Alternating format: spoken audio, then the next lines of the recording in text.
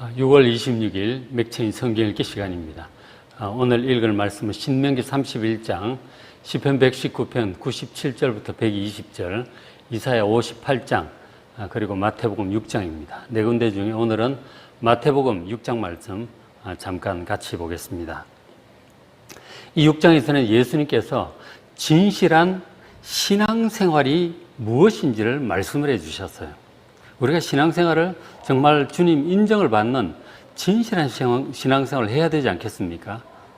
그럴 마음이 있는 분은 이 마태복음 6장을 정말 주목해서 봐야 합니다. 지금 예수님께서 말씀하시는 진실한 신앙생활이란 어떤 것이냐?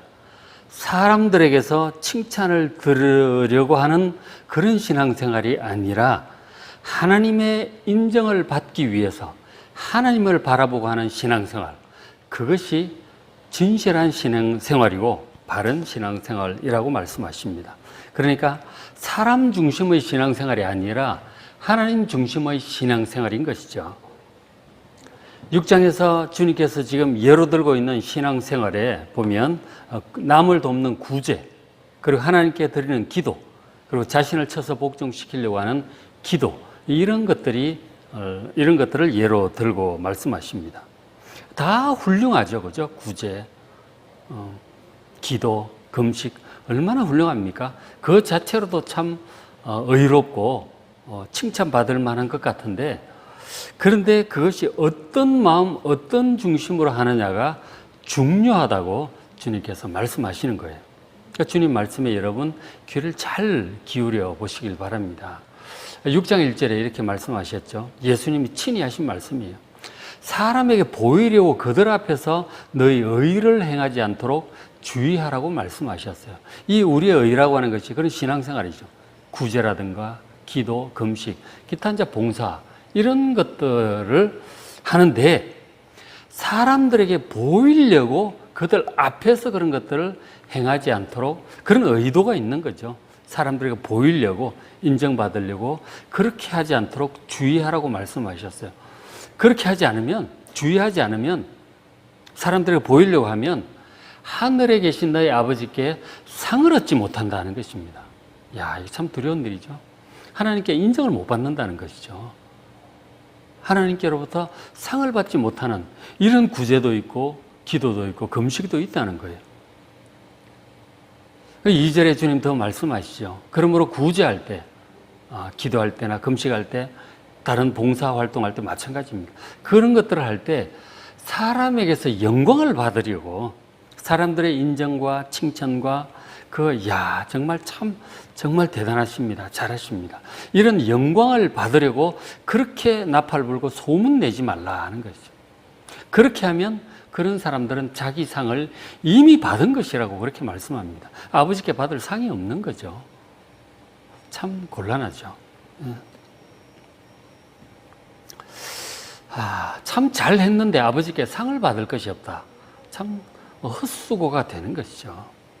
그 상을 이미 사람들로부터 인정과 칭찬과 그런 좋은 얘기들을 많이 들었기 때문에 이미 상 받은 거라는 것이죠. 아버지께 받을 상이 없다. 그런 것을 받기 위해서 의도적으로 그렇게 하지 말라고 주님께서 조심하라고 말씀을 하시는 것이죠. 그러면 어떻게 해야 되느냐?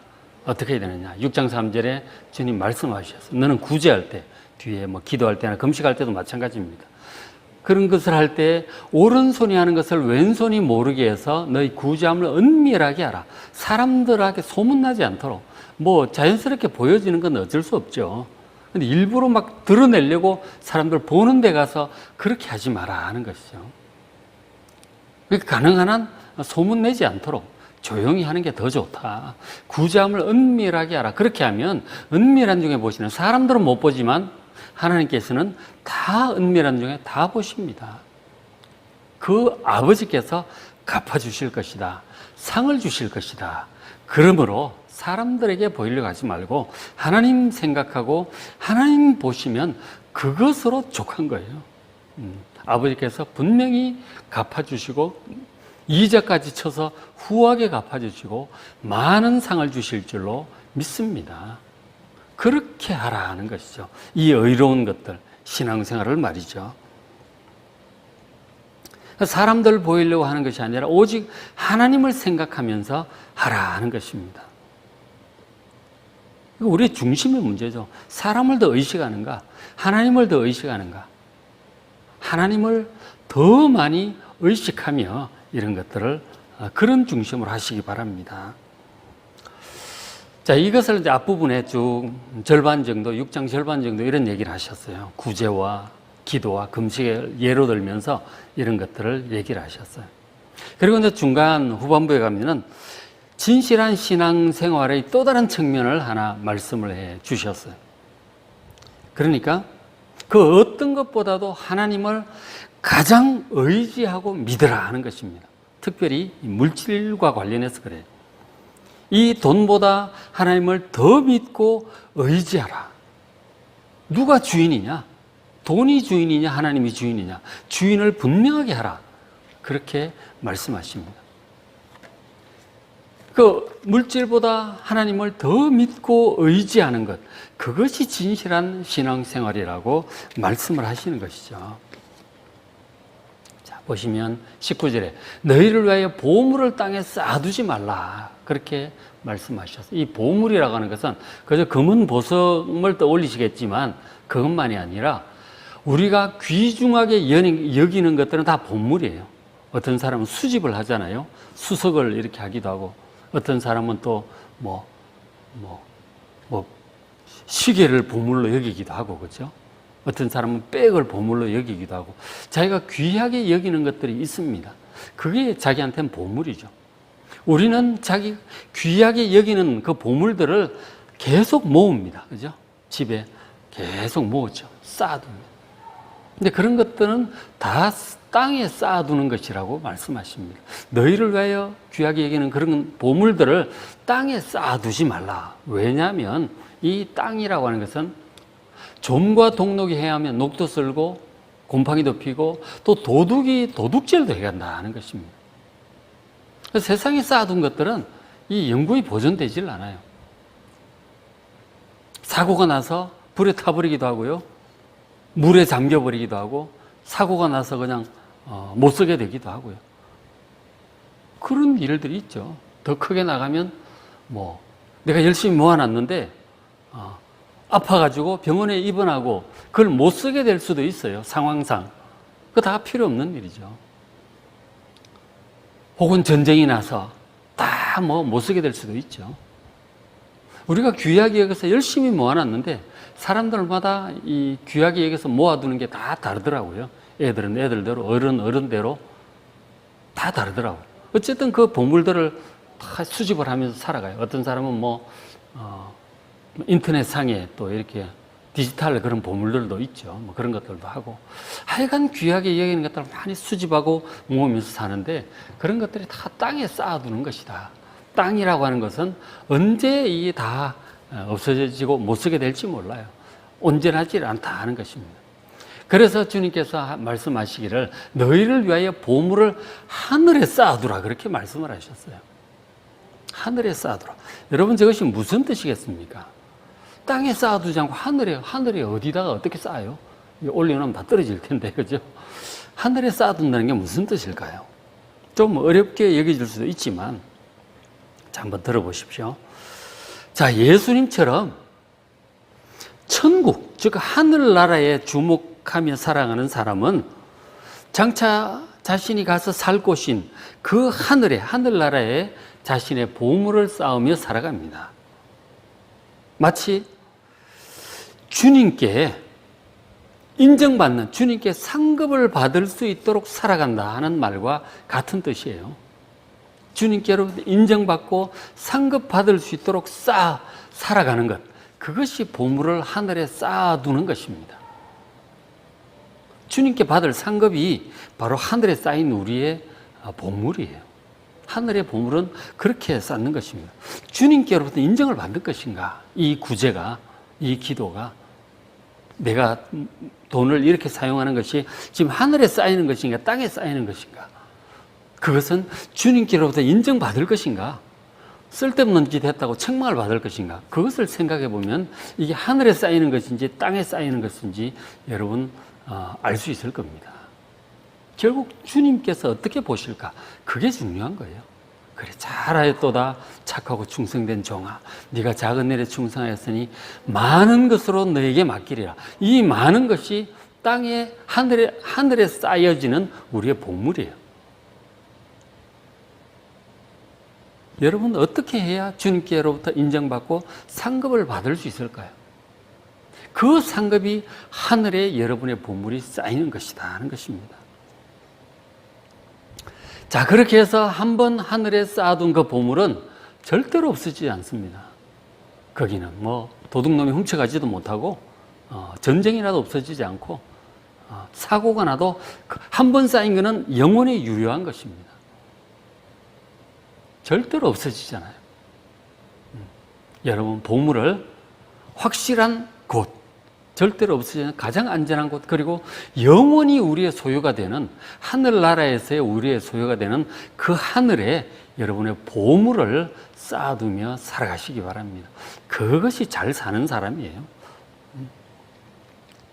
그리고 또 주님께서도 이렇게도 표현을 하셨어요. 지금은 이제 하늘에 쌓아두라. 주님의 뜻에 합당하게 사용하라는 뜻이죠. 그렇게 하면 하늘에 쌓일 것입니다. 그런가 하면 또 이렇게도 표현하죠. 물질과 관련해서 24절에 한 사람이 두 주인을 섬기지 못할 것이다. 너희가 하나님과 재물을 겸하여 섬기지 못한다 말씀하셨어요. 그러니까 물론 재물 귀중하죠. 아주 유용한 것입니다. 돈이 많으면 그것으로 많은 좋은 일들을 할 수가 있어요. 돈은 아주 유용한 도구입니다. 아주 좋습니다. 여러분 돈 많이 버시기 바랍니다. 근데 문제는 돈과 하나님 사이에서 누가 진짜 주인이냐, 어느 것이 더 중요하냐, 그게 문제예요. 그게 문제입니다. 돈이 주인인 사람, 이 돈도 중요하게 여기고 하나님도 중요하게 여기지만 진짜 주인이 누구냐는 건 결정적인 시기에 표시가 나는 거죠. 선택을 해야 될 때가 오면은 진짜 주인을 따라가는 거예요. 만약에 둘 다 중요하게 여기다가 여기지만 실제로 돈보다 하나님보다 돈을 더 중요하게 여기고 있다면 중심에 결정적인 순간에 하나님의 뜻을 포기하고 돈을 버는 쪽으로 가는 것이죠. 그는 돈이 주인이라는 얘기죠. 그런 사람에게 있어서 돈은 분명히 우상입니다. 우리 구약성경 신명기나 이사야 계속 보지만 우상을 섬기는 자는 하나님께 진노하심을 입고 징계를 당하게 될 것입니다. 하나님은 질투의 하나님이시라 가만히 있지 않습니다. 그러니까 돈과 하나님 사이에 여러분 누가 진짜 주인인지 여러분 마음속에 정말 정하셔야 됩니다. 확정하셔야 됩니다. 하나님의 뜻을 따라 내 물질을 사용할 것인가? 혹은 반대로 이 물질을 위해서 하나님을 오히려 섬기는 것을 사용할 것인가? 하나님의 도움을 받아 물질을 얻는 쪽으로 가려고 하는가? 이거 아주 다르잖아요. 둘 다 중요하고 둘 다 이렇게 중요하게 여기는 것 같지만 진짜 주인은 하나예요. 둘이 될 수가 없어요. 경중의 차이가, 주님 말씀 그러셨잖아요. 두 주인을 섬길 수 없다고 하면 불가능해요. 호기를 미워하고 저를 사랑하거나 이게 이제 서로 딴 쪽으로 반대쪽으로 이제 가게 되면 결국 하나를 선택하고 하나를 버리게 되는 거죠. 호기를 중히 여기고 저를 경히 여긴다는 거죠. 여러분, 하나님을 더 물질보다 중히 여기고 더욱 사랑하는 여러분 되시길 바랍니다.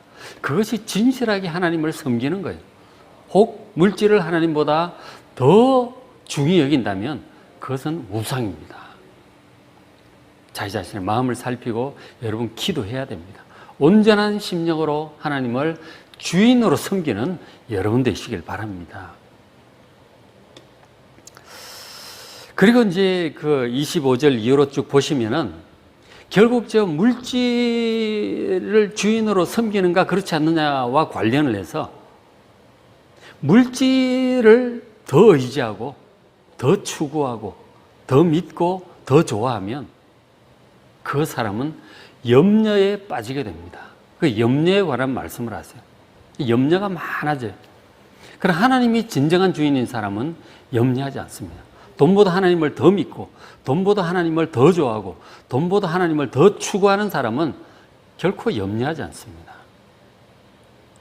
제가 저도 이 말씀을 드리지만 쉽지 않은 얘기라는 것은 저도 압니다. 저도 쉽지 않거든요. 그러나 하나님보다 돈을 더 믿고 의지하는 한 염려에서 벗어나지 못할 것입니다. 그래서 우리가 주님께 저 말씀을 하시는 거예요. 하나님을 진정한 주인으로 섬김으로써 모든 염려로부터 해방되는 여러분 되시길 바랍니다. 그게 지금 예수님께서 말씀하시는 거예요. 그게 진실한 신앙생활이다 하는 것입니다.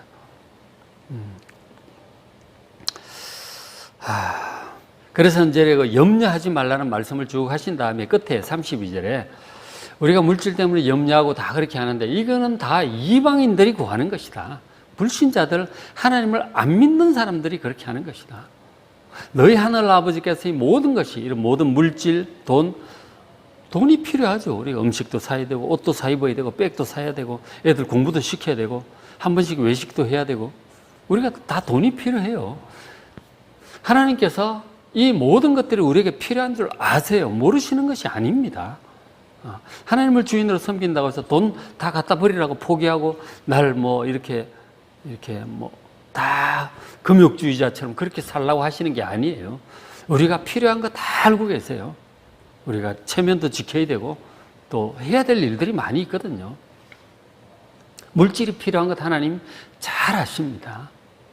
그러나 문제는 하나님보다 물질이 더 중요하고 더 추구하고 더 높은 자리에 있으면 그거는 이제 문제가 되는 것이죠. 하나님께서 우리에게 물질이 필요한 줄 아세요. 그러니까 물질을 위해서 온 마음과 뜻과 정성을 다 그렇게 쏟지 마시고 우리의 마음과 뜻과 정성은 하나님께 쏟아야 되는 것입니다. 우리는 물질을 인생의 목적으로 살기보다 하나님의 나라와 하나님의 의를 구하는 것이 우리 인생의 가장 중요한 목적이 되어야 할 것입니다. 하나님의 나라를 구하시고 지금 바로 하늘나라죠. 천국입니다. 천국과 하나님께서 옳다고 하는 의를 구해야 돼요. 우리가 옳다고 생각하는 거 말고 우리가 좋다고 생각하는 거 말고 하나님께서 옳다고 하는 것, 하나님께서 좋다고 하는 것, 그것을 구하시길 바랍니다. 그렇게 하면 이 물질을 포함해서 모든 것들을 우리에게 넉넉히 더해 주실 줄로 믿습니다. 이것이 진정한 진실한 신앙생활이다 하는 것이죠. 그러니까 오늘 이 마태복음 6장에서 예수님께서 하신 말씀은 진실한 신앙생활이란 그 앞부분에는 사람들 중심으로 하는 것이 아니고 하나님 중심으로 하나님의 상급을 사모하며 하나님 중심으로 하는 것이다. 그리고 또 두 번째로 물질과 관련해서 물질보다 하나님을 더 믿고 의지하고 섬기고 추구하는 것. 물질보다 하나님의 나라와 그의 의를 구하는 것. 이것이 진실한 신앙생활이라고 말씀을 하셨어요. 예수님 말씀 잘 기억하시고 진실한 신앙생활로 주님의 인정받으시고 영원한 상급을 풍성하게 받는 여러분 되시길 바랍니다. 오늘 읽으실 말씀 신명기 31장 읽으시고 신명기 끝부분 굉장히 중요합니다. 시편 119편 97에서 120절 그리고 이사야 58장 마태복음 6장 말씀 잘 읽으시고 은혜 많이 받으시길 바랍니다.